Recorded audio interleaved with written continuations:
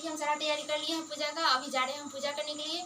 तो बने रहिएगा मेरे साथ यूट्यूब चैनल पे और दिखाएंगे आप सभी को कि हम कैसे पूजा कर रहे हैं। और कमेंट बॉक्स में बताइएगा कि हम रेडी हुए हैं, कैसे लग रहे हैं।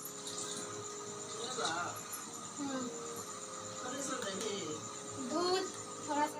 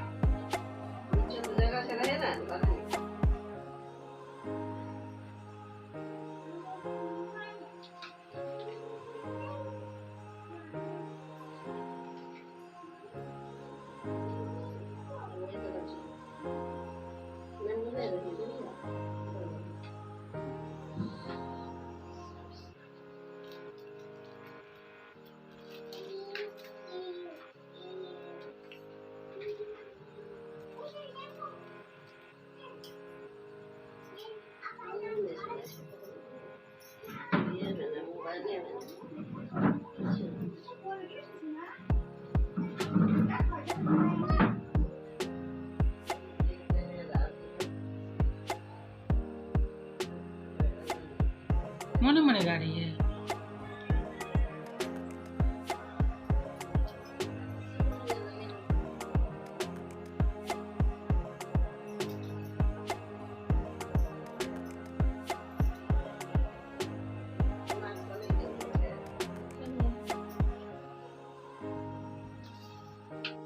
पूजन बताइए जो सब धर्मों से सरल हो, जिसमें परिश्रम भी कम करना पड़े लेकिन फल अधिक मिले। हे नाथ, यदि आप मुझ पर प्रसन्न हो तो यह विधान बताइए।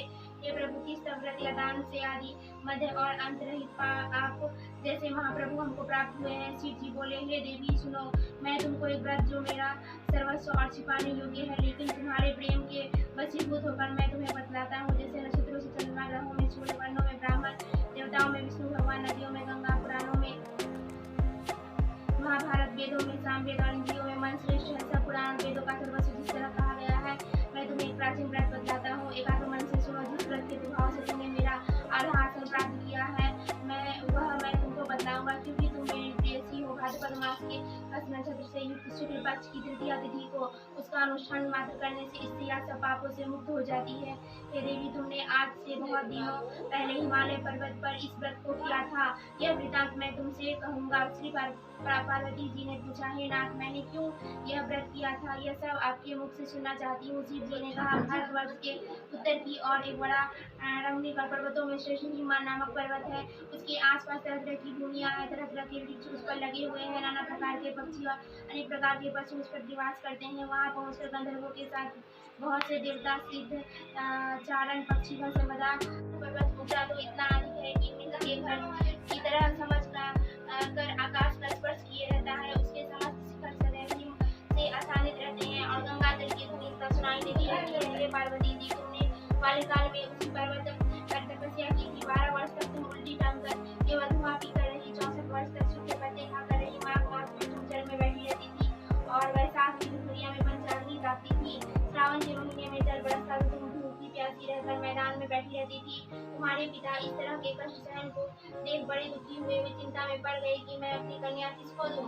उसी समय नारद जी वहां आ पहुंचे। मुनीश्वर नारद जी उस समय उन्हें देखने गए थे। नारद जी को देखकर गिरि ने अर्घ आसन आदि देकर उसकी पूजा की और कहा, हे स्वामी, आप किस लिए आए हैं?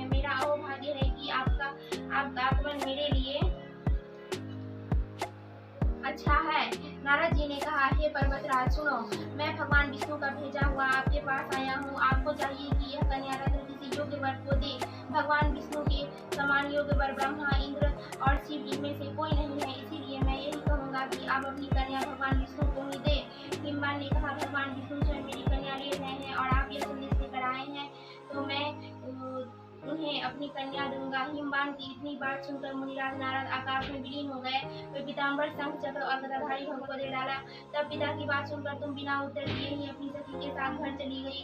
वही जमीन पर पड़कर तुम बहुत दुखी होती हुई विलाप करने लगी। तुमको इस तरह विलाप करते देख एक सखी ने पास आना चाहती हूँ। इनमें कुछ भी संशय नहीं है। मेरे इस विचार को पिताजी ने ठुकरा दिया।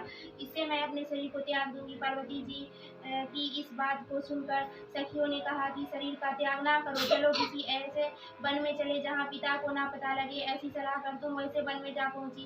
उधर तुम्हारे पिता घर घर तुम्हें खोजने लगे। दूतों द्वारा भी खबर लेने लगे कि कौन देवता या किन्नर मेरी पुत्री को हर ले गया है। उन्होंने मन ही मन कहा, मैं नारद जी के आगे प्रतिज्ञा कर चुका हूँ कि अपनी पुत्री भगवान विष्णु को ही दूंगा। ऐसा सोचते सोचते ही मन मूर्छित हो गई। गिरिराज को मूर्छित देखकर सब लोग हाहाकार करते दौड़ पड़े। जब होश हुआ तो सब पूछने लगे, गिरिराज आप अपनी मूर्छा का कारण बताइए। हरितालिका नाम क्यों पड़ा? तुमको सखिया हर ले गई थी इसलिए हरितालिका नाम पड़ा। पार्वती जी ने कहा, हे प्रभु आपने नाम तो बताया, अब विधि भी बताइए, इसका क्या पुण्य है, क्या फल है, यह व्रत कौन करे? श्री शिव जी पार्वती जी से कहते हैं, हे देवी मैं स्त्री जाति की भलाई के लिए यह उत्तम व्रत बतलाता हूँ। जो स्त्री अपने सौभाग्य की रक्षा करना चाहती हो वह यत्नपूर्वक इस व्रत को करे। पहले पूजा करे और रात भर जागरण करे। ऊपर जो वस्तुएं गिनाई गई है उनके अतिरिक्त नारियल, सुपारी, जमीन, नींबू, लौंग, अनार, नारंगी आदि। हे शिव रूपे आपको नमस्कार है। हे शिव रूपे आपको सदा के लिए नमस्कार है। हे ब्रह्म रूपिणी आपको नमस्कार है। हे जगधात्री आपको नमस्कार है। हे शिव वाहिनी संसार के भय से भयभीत मुझ दीन की रक्षा करो।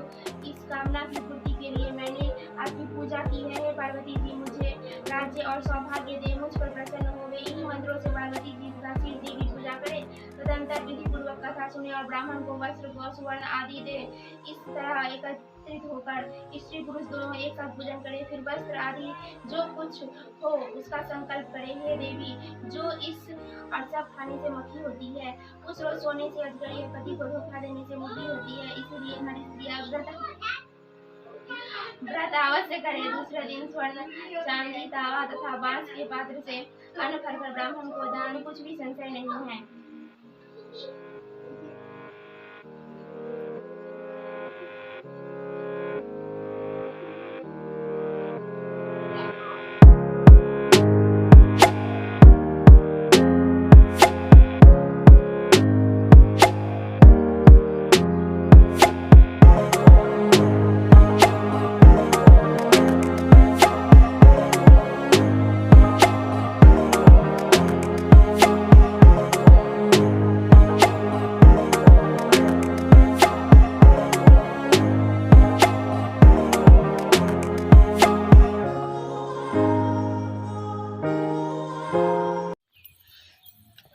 तो हेलो गुड मॉर्निंग दोस्तों, देखिए अभी जो है विसर्जन होने जा रहा है अभी, और बेचारी का इतना हालत ख़राब है कि बोल नहीं पा रही है और चलाई भी जो है नहीं हो रहा, धीरे धीरे जा रही है।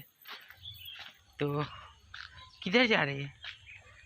इधर से पूरा पश्चिम। हाँ पूरा पश्चिम होगा। ये यहीं पे रखेगा?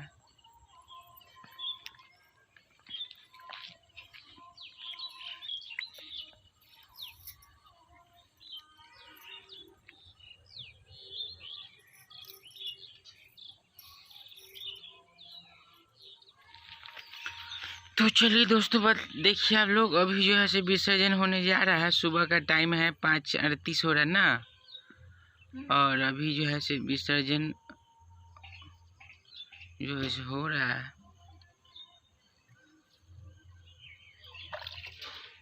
साड़ी भीज रहा है, साड़ी भीज रहा है।